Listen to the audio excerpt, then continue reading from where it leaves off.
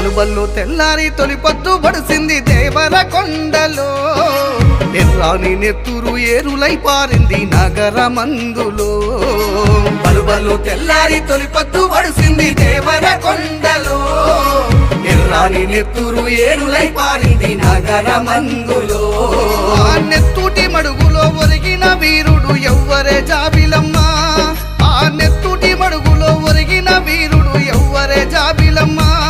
మా బొట్టుపల్లి శేఖరన్న కాదని చెప్పవే కోయిలమ్మ